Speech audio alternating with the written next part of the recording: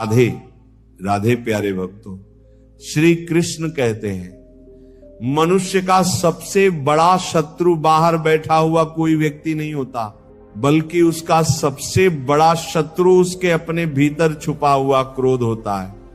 वही क्रोध जो धीरे धीरे इंसान की बुद्धि को अंधकार में ढकेल देता है, उसकी शांति को छीन लेता है, उसके रिश्तों को तोड़ देता है और अंत में उसी इंसान को भीतर से इतना खोखला कर देता है कि फिर उसके पास पछतावे के अलावा कुछ नहीं बचता। श्री कृष्ण कहते हैं जब मन शांत होता है तब छोटी छोटी बातें भी आसानी से समझ में आ जाती हैं, लेकिन जब मन में क्रोध भर जाता है तब सही बात भी गलत लगने लगती है और यही क्रोध धीरे धीरे तुम्हारे जीवन की खुशियों को निगलने लगता है।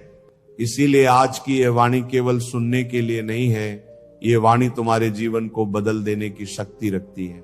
अगर तुम इसे अपने हृदय में उतार लो तो तुम्हारा पूरा जीवन बदल सकता है। श्री कृष्ण कहते हैं मनुष्य जब गुस्से में होता है तब उसे लगता है कि वह सामने वाले को हरा रहा है, लेकिन सच्चाई यह है कि उस समय वह स्वयं हार रहा होता है। जिस क्षण तुम्हारे भीतर क्रोध पैदा होता है उसी क्षण तुम्हारी शांति मरने लगती है, तुम्हारी बुद्धि कमजोर होने लगती है, तुम्हारा विवेक धुंधला पड़ने लगता है और तुम धीरे धीरे उस रास्ते पर चलने लगते हो जहां केवल दुख, पछतावा और अशांति होती है। श्री कृष्ण कहते हैं गुस्सा कभी अचानक नहीं आता, उसके पीछे बहुत सारी छुपी हुई बातें होती हैं। अहंकार, अपेक्षाएं, दूसरों को अपने अनुसार चलाने की इच्छा और सबसे बड़ी बात अपने ही मन को ना समझ पाना।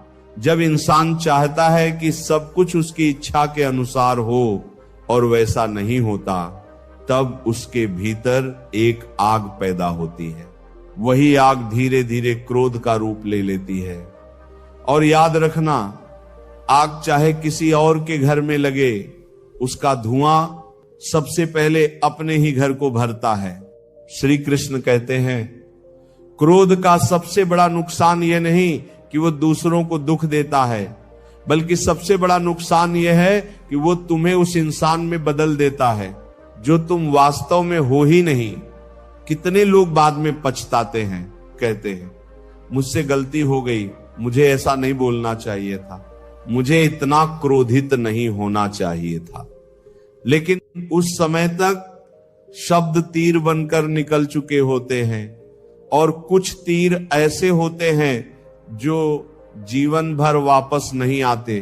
कितने परिवार टूट गए, कितनी दोस्तियां खत्म हो गईं, कितने रिश्ते बर्बाद हो गए सिर्फ एक पल के गुस्से की वजह से। श्री कृष्ण कहते हैं जिस इंसान को तुम सबसे ज्यादा प्रेम करते हो, अक्सर गुस्सा भी उसी पर आता है, क्योंकि अपेक्षा भी उसी से होती है। लेकिन याद रखना, प्रेम और क्रोध दोनों एक साथ अधिक समय तक नहीं रह सकते। जहां क्रोध बढ़ता है वहां प्रेम धीरे धीरे कम होने लगता है। श्री कृष्ण कहते हैं अगर रिश्तों को बचाना है तो अपने शब्दों पर नियंत्रण करना सीखो, क्योंकि तलवार का घाव भर सकता है, लेकिन कटु शब्दों का घाव कई बार जीवन भर नहीं भरता। जब भी गुस्सा आए तुरंत प्रतिक्रिया मत देना, थोड़ा रुक जाना, थोड़ा शांत हो जाना, कुछ पल मौन हो जाना, क्योंकि गुस्से में लिया गया निर्णय अक्सर जीवन भर का पछतावा बन जाता है।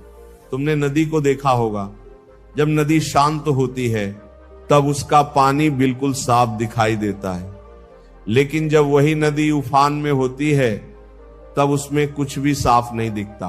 ठीक वैसे ही जब मन शांत होता है तब बुद्धि सही निर्णय लेती है, लेकिन जब मन क्रोध में होता है तब विवेक नष्ट हो जाता है। और जिस इंसान का विवेक नष्ट हो जाए उसका जीवन धीरे धीरे अंधकार में डूबने लगता है। आप श्री कृष्ण कहते हैं, बहुत लोग कहते हैं महाराज जी गुस्सा अपने आप आ जाता है, लेकिन नहीं, गुस्सा अपने आप नहीं आता। तुमने उसे अपने भीतर जगह दी होती है। जिस मन में रोज शिकायतें भरी जाएंगी, जहां हर समय दूसरों की गलतियां देखी जाएंगी, जहां हर बात में केवल मैं रहेगा, वहां क्रोध तो पैदा होगा ही। इसलिए अपने मन को साफ करना सीखो, मन को हल्का रखना सीखो, हर छोटी बात को दिल पर लगाना बंद करो। जीवन बहुत छोटा है, इतना छोटा कि कब सांस रुक जाए कोई नहीं जानता। फिर भी इंसान छोटी छोटी बातों पर आग की तरह जलता रहता है। कभी खुद से पूछना, जिस बात पर आज इतना गुस्सा आ रहा है, क्या वह बात 5 साल बाद भी इतनी महत्वपूर्ण लगेगी? नहीं लगेगी। लेकिन आज उसी बात के कारण तुम अपनी शांति खो देते हो। श्री कृष्ण कहते हैं, क्रोध केवल मन को नहीं जलाता, वो शरीर को भी धीरे धीरे बीमार बना देता है।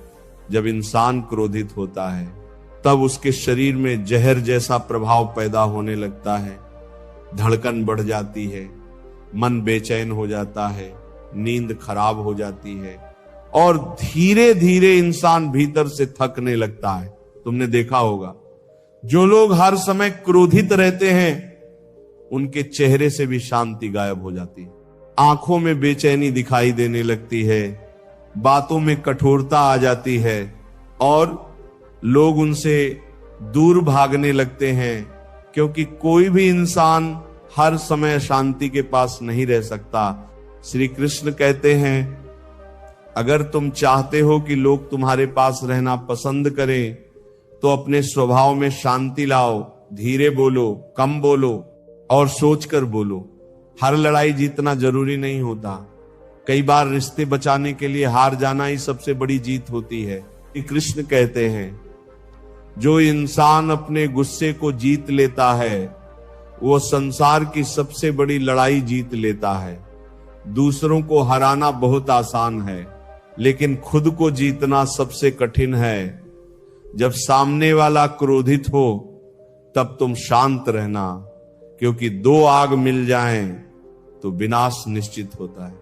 लेकिन अगर एक तरफ आग हो और दूसरी तरफ पानी, तो आग धीरे धीरे शांत हो जाती है।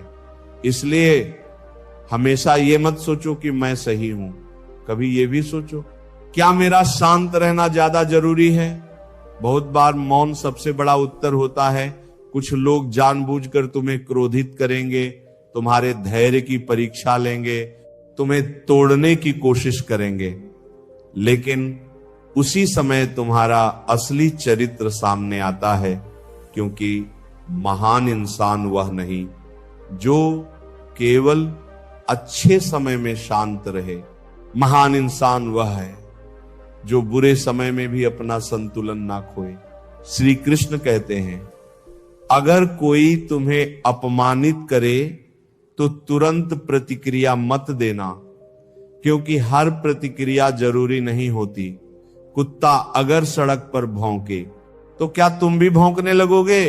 नहीं, तुम अपने रास्ते चलते रहोगे। ठीक वैसे ही दुनिया में बहुत लोग ऐसे मिलेंगे जो तुम्हारी मन की शांति छीनना चाहेंगे, लेकिन तुम्हें तय करना है कि तुम्हें उनके स्तर तक गिरना है या अपनी शांति बचाकर आगे बढ़ना है। क्रोध हमेशा कमजोरी से पैदा होता है।